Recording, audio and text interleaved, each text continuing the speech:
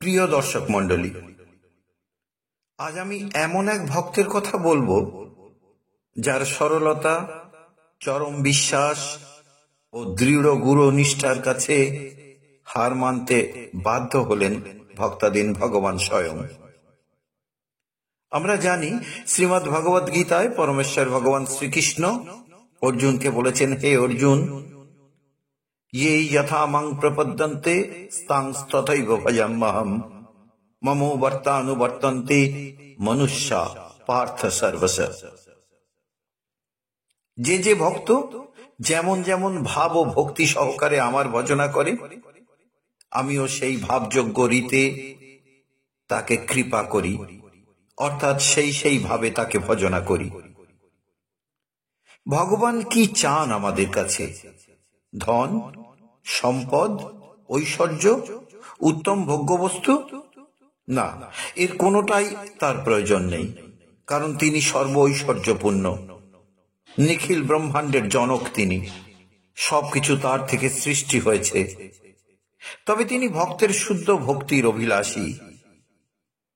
ভক্ত যখন তার হৃদয়ের বিশুদ্ধ নিষ্কাম ভক্তি উজাড় করে ভগবৎ চরণে অর্পণ করেন, তখন তিনি সেই প্রেম ভক্তি আস্বাদন করে আপ্লুত হন, প্রসন্ন হন। তিনি জাতি, বর্ণ, পাণ্ডিত্য, যোগ্যতা এসব দেখেন না। ধনের পরকাষ্ঠায়ও কাউকে বিচার করেন না, পরন্তু আস্বাদন করেন হৃদয়ের বিশুদ্ধ ভাব ও প্রেম ভক্তি। বহুদিন আগের কথা, উত্তরপ্রদেশের কোন এক প্রত্যন্ত অঞ্চলে গোপাল নামে একজন রাখাল ছিল। সে ছিল অত্যন্ত সরল প্রকৃতির। পাঠশালার গণ্ডি সে পেরোয়নি কখনো, ওসব তার ভালো লাগে না একটুও। একটু বড় হয়ে তাই সে কাজ নিল গরু চড়ানোর। প্রতিদিন সে গ্রামের সমস্ত গৃহস্থের গবাদি পশু সংগ্রহ করে নিয়ে যায় গোচারণ ভূমিতে। সারাদিন তাদের রক্ষা করে, পরিচর্যা করে, তাদের হাত থেকে ফসল রক্ষা করে।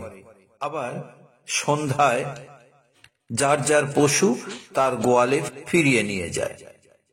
এইভাবে শান্তিতে দিন কাটে গোপালের।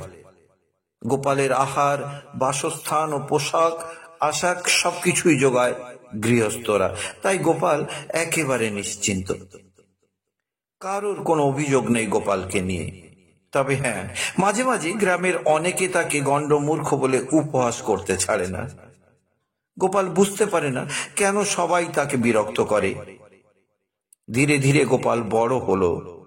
একদিন সবাই মিলে তার বিয়ে দিল, সংসারও হলো গোপালের। কিন্তু বাড়িতে থাকার সময় কোথায় তার?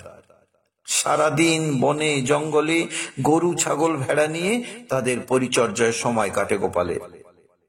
দুপুরে তার স্ত্রী পুটুলিতে বেঁধে নিয়ে যায় বাজরার রুটি আর শাক অথবা গুড়। মনের আনন্দে গোপাল গরু চড়ায় আর প্রকৃতির কোলে গাছের শীতল ছায়ায় মুক্ত বাতাসে বিশ্রাম নেয়। তার না ছিল শিক্ষা, না ছিল বৈষয়িক জ্ঞান বা আধ্যাত্মিক চেতনা। একদিন গোচারণে গিয়ে গোপাল দেখতে পেল একদল সাধু কীর্তন ও নৃত্য করতে করতে বনপথে যাচ্ছে।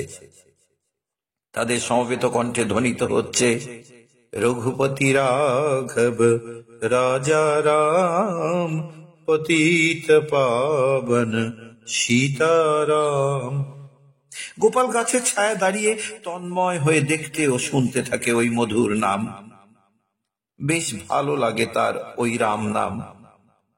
হৃদয়ে এক অদ্ভুত আনন্দ অনুভব করে গোপাল। তাই গোপাল গোচারণে গিয়ে নিজে নিজেই কখন যেন গাইতে থাকে, জয় রাম জয় রাম জয় জয় রাম। নাম সে কেন করে?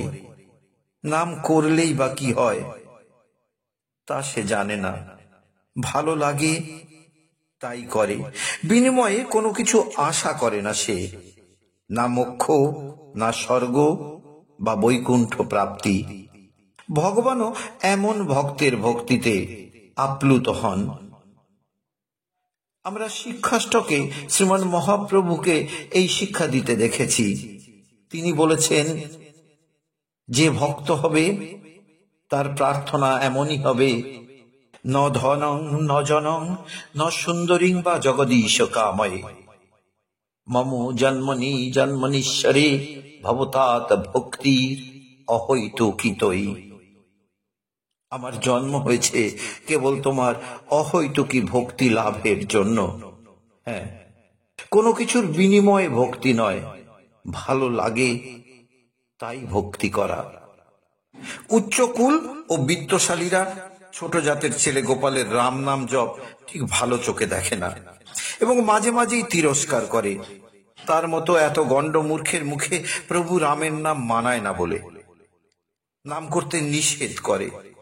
সহজ সরল গোপাল বুঝতে পারে না নাম করার মধ্যে তার দোষ কোথায়। আর তাই বনের মধ্যে হঠাৎ একদিন একজন সাধুর দর্শন পেয়ে সে ছুটে যায় ওই সাধুর কাছে এবং চরণ পতিত হয়ে জিজ্ঞাসা করে, রাম নাম করার মধ্যে কোনো পাপ আছে কি? সে রাম নাম করে, সবাই তাকে উপহাস করে। আচ্ছা বলতে পারেন আমার দোষটা কি?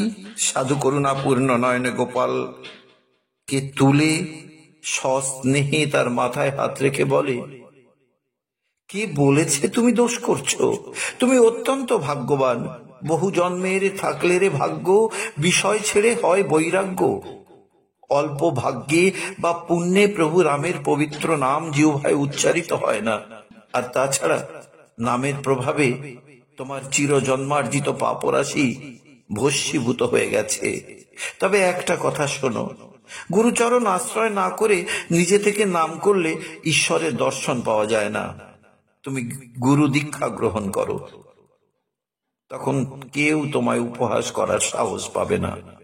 এবার গোপাল সাধুর চরণ জড়িয়ে ধরে তাকে দীক্ষা দানের প্রার্থনা করল। সাধু বললেন তিনি তীর্থ ভ্রমণে বেরিয়েছেন, আর তাছাড়া তিনি তো গুরু নন। গোপালকে উপদেশ দিয়ে বললেন, শোনো বৎস, নির্জনে বসে আকুল অন্তরে নয়ন জলে ভগবানের কাছে প্রার্থনা জানাও।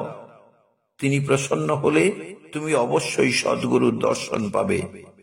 সাধু বনপথে অদৃশ্য হয়ে গেল। গোপাল গাছতলায় বসে কাঁদে আর ভগবানের চরণে প্রার্থনা করে, হে দয়াময়, আমি অজ্ঞানী মূর্খ, তোমায় ডাকতে জানি না। তুমি কৃপা করে আমায় গুরু দর্শন করাও। এখন গোপালের বয়স 50 বছর। একদিন গোপালের প্রার্থনা পৌঁছালো ভগবানের চরণে। তিনি নিজে সদ্গুরু রূপে প্রকাশ হলেন গোপালের সম্মুখে।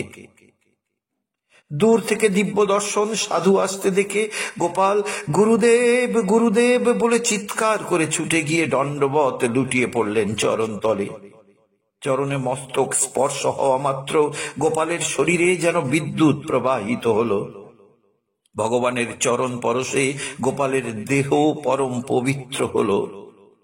গুরুরূপী ভগবানকে গোপাল বললেন, হে গুরুদেব, আমায় কৃপা করে দীক্ষা দিন। সাধু বললেন, যাও গোপাল, স্নান করে এসো, আমি তোমায় দীক্ষা দিতেই এসেছি। গোপাল স্নান করে এলো। একটি বৃক্ষতলে দুজনে বসলেন। গোপাল বলল, হে গুরুদেব, আমি মূর্খ, লেখাপড়া জানি না, তাই মন্ত্রতন্ত্র নিয়ম বেশু কিছু দিলে আমি পালন করতে পারবো না। আপনি দয়া করে আমায় দীক্ষা দিয়ে মাত্র একটি নিয়ম বলুন, আমি প্রতিজ্ঞা করছি আমৃত্যু আমি আপনার আজ্ঞা দৃঢ়তার সঙ্গে পালন করব, কখনো নিয়মের লঙ্ঘন করব না। গুরুরূপী ভগবান গোপালের কর্ণমূলে বীজ মন্ত্র প্রদান করে বললেন, গোপাল, আজ থেকে তুমি যা খাবে ভগবানকে তুলসী পত্র দিয়ে আগে নিবেদন করবে, তারপর সেই প্রসাদ সেবা করবে। আর এই যে বীজ মন্ত্র তোমায় দিলাম, শয়নে স্বপনে সদা সর্বদা এই বীজ মন্ত্র স্মরণ করবে। ভগবান কি চান ভক্তের কাছে? ভক্তের হৃদয়ের অকপট ভক্তি, সহজতা, সরলতা, এই সবই তো তাকে আকর্ষণ করে। দীক্ষা দান করে ভগবান অন্তর্হিত হলেন। শুরু হলো গোপালের সাধনা। প্রতিদিন চারণ ভূমিতে গবাদি পশু ছেড়ে দিয়ে গোপাল গাছতলায় বসে গুরু প্রদত্ত মন্ত্র জপ করে। দুপুরে খাবার আসে। গোপাল ছুটে গিয়ে তুলসী পত্র এনে খাবারের উপর দিয়ে চোখ বন্ধ করে বলে, এসো দয়াময়, সেবা গ্রহণ করো। আমি মন্ত্র জানি না, তন্ত্র জানি না, আচার জানি না, কৃপা করে সেবা গ্রহণ করো। গোপাল বারবার কাতর প্রার্থনা করে, তবুও কেউ আসে না। এক সময় গোপাল হতাশ হয়, চোখ মেলে তাকায়, খাবার যেমনটি ছিল তেমন আছে, কেউ গ্রহণ করেনি। তবু আশা ছাড়ে না গোপাল। মনে ভাবে, সে একে তো মূর্খ, তার উপর সহায় সম্বলহীন ছোট জাত, তাই হয়তো ভগবান খেলেন না। কিন্তু সে যে প্রতিজ্ঞাবদ্ধ, তাই খাবার গোমাতাকে দিয়ে অভুক্ত থাকে। দিন আসে, দিন যায়, কিন্তু ভগবান আসে না, গোপালেরও খাওয়া হয় না। এদিকে ধীরে ধীরে গোপালের শক্তি সামর্থ্য কমতে শুরু করলো, শরীর দুর্বল হলো। স্ত্রী জিজ্ঞাসা করলে সে এড়িয়ে যায়, বলে সে ঠিক আছে। এই যে তার গুরুর গোপন নির্দেশ, তাই কাউকে সে বলে না।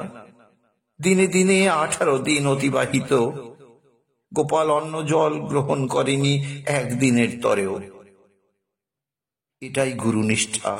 এমন নিষ্ঠা না হলে কি ভগবত প্রাপ্তি হয়? গোপাল এখন ঠিক মতো হাঁটতেও পারে না, কণ্ঠস্বর ক্ষীণ হয়ে এসেছে। আজ 27 দিন। দুপুরের খাবার এনে স্ত্রী দেখে গোপাল মাটিতে শুয়ে আছে, চামড়ায় ঢাকা হাড়ের কাঠামো দেখা যাচ্ছে। বাড়িতে ফিরে যেতে অনুরোধ করলো তার স্ত্রী। গোপাল স্ত্রীকে নিষেধ করে ইশারায় বলল, আগামী কাল যাব, আজ ফিরে যাও। স্ত্রী ফিরে গেল। গোপাল অতি কষ্টে একটি তুলসী পত্র জোগাড় করে খাবারের উপর রেখে নয়ন জলে বুক ভিজিয়ে মনে মনে বলল, হে প্রভু, এই আমার শেষ নিবেদন, তুমি নিজ গুণে কৃপা করে গ্রহণ করো দয়াময়। আর আমি তোমায় কখনো খাওয়ার কথা বলবো না। যদি আবার জন্ম হয়, যেন তোমায় ডাকার মতো যোগ্য দেহ পাই, তোমার সেবায় যেন লাগতে পারি। শ্রীমদ্ ভগবদ গীতায় ভগবান বলেছেন, পত্রং পুষ্পং ফলং তোয়ং যে যে ভক্তা প্রযচ্ছতি। পত্র, পুষ্প, ফল, জল ভক্ত যদি নিষ্কাম নিষ্কপট ভক্তিতে প্রদান করে, আমি তা গ্রহণ করি।